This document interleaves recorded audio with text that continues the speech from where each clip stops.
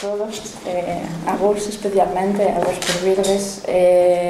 Efectivamente vou tentar ser máis ou menos breve, máis ou menos concisa, porque de Cerdedo poderíamos estar falando moito.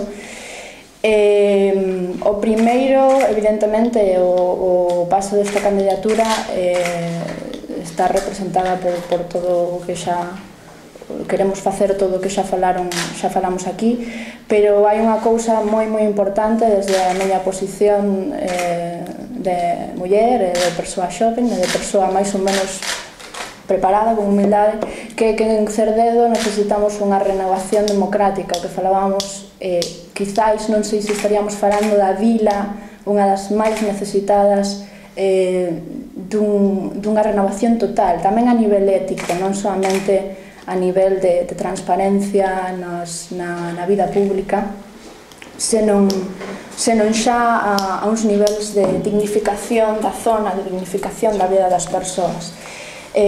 Por iso que Cerdedo ten a grande virtude de ser unha vila con unha serie de recursos realmente impresionantes, realmente espectaculares a nivel natural, a nivel do patrimonio cultural, pero nestes momentos, debido a que efectivamente temos unha especie de goberno local vitalicio, e iso se apousenta, iso se converteu en algo inamovible, en algo no que incluso algúns tentan identificar con que non hai máis opcións, que a vida que temos é a que temos e que en Cerdedo non se pode vivir de outra maneira. Pois fronte a iso, o que pretendemos con esta candidatura é, primeiro, dicir que o cambio é posible, que ás veces hai que dicir unha cousa tan sinxela como a iso, as xentes que viven en Cerdedo. O cambio é posible, outra maneira de facer, de vivir e de facer política é posible, de esquerdas, que dicilo tamén, é nacionalista, co cal implica, por un lado, política social e por outro, coñecemento da propia terra, coñecemento dos nosos propios recursos para poder vivir nela con dignidade e con verdade. Entón, moi brevemente vou vos explicar. Todo está relacionado, evidentemente, pero os puntos máis importantes do programa que imos a presentar. Primeiro temos, sen dúbida, con todo isto que falábamos, a democratización da vida pública. Isto no Concello de Cerdedo é urxente, diría eu. Non só estamos falando por suposto, de todos os procedementos normais, democráticos, de facer chegar a todos os cidadáns os documentos públicos, etc., senón tamén de creación de espazos públicos, espazos de encontro democrático, cousa que hoxe en Cerdedo ben por abandono, ben porque ao mellor hai xente que non lle interesa, non existen como tal, espazos de encontro cos cidadáns e coas persoas que poden as persoas que teñen moitísimos valores vitais e valores formativos, que ali están moi ben formadas, moi ben preparadas, pero xente a que non se lle dá a voz simplemente porque desde o propio goberno local non se interesan por crear espazos públicos de encontro. Isto para Cerdedo é fundamental, a democratización da vida pública. Por outro lado, tamén todo moi relacionado, necesitamos en Cerdedo unha política cultural transparente. Primeiro, unha política cultural a secas e despois transparente, porque a política cultural en Cerdedo, e eu que veño do mundo da cultura, agora mesmo está nunha situación francamente lamentable. Hai un abandono terrorífico, e iso que temos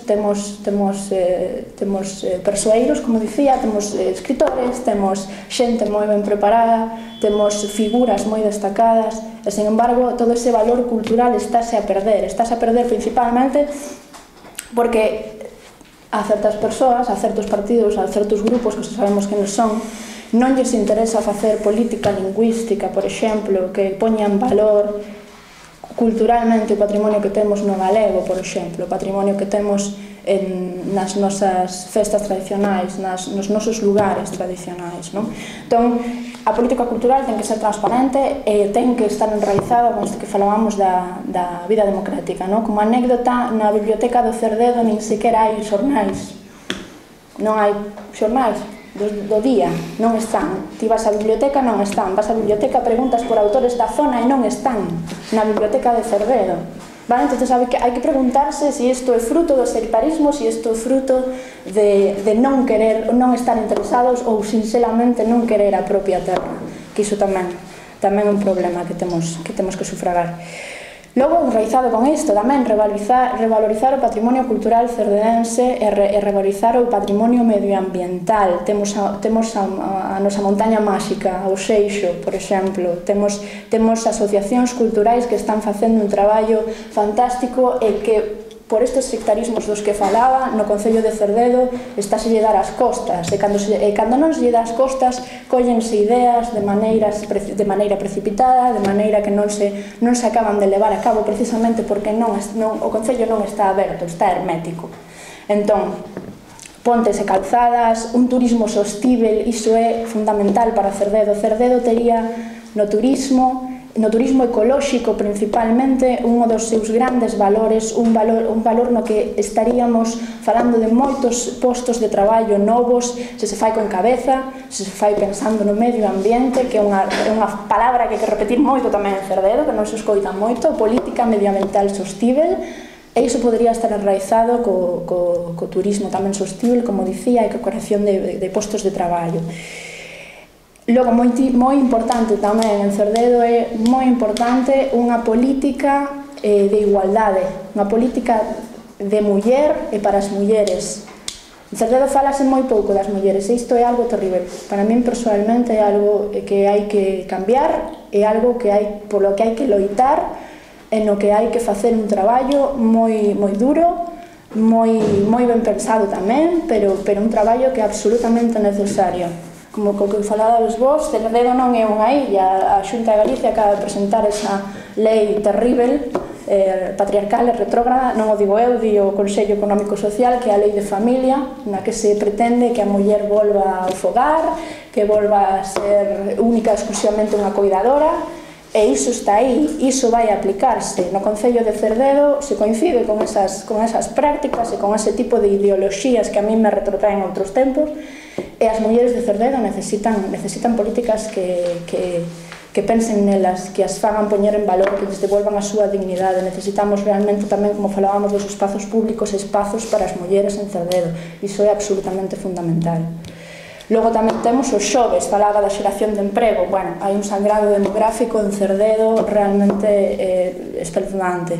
Sen a xuventude non imos a ningures. En este momento non se está facendo nada por parar ese sangrado que, por suposto, ten que ver coa creación de empregos, de postos de emprego, pero ademais fiables, é dicir, con continuidade. Non podemos tampouco seguir utilizando esta política de parche na que, sí, moi ben, o Concello crea empregos temporais que logo non teñen repercusión nin na riqueza da zona nin na sostenibilidade da zona. Non están pensados para que haxa continuidade, só para que chegue a subvención de turno ou o obradoiro de turno e se vayan facendo parches. Non podemos ter ese tipo de políticas, hai que pensar xa globalmente na riqueza da zona e en como facer que a xuventude se quede, traballe e incluso poder traer xente a Cerdedo. Pero para iso, era o que vos dicía, temos que traballar moito na sostenibilidade en ter moi claros cales son os nosos valores culturais e patrimoniais.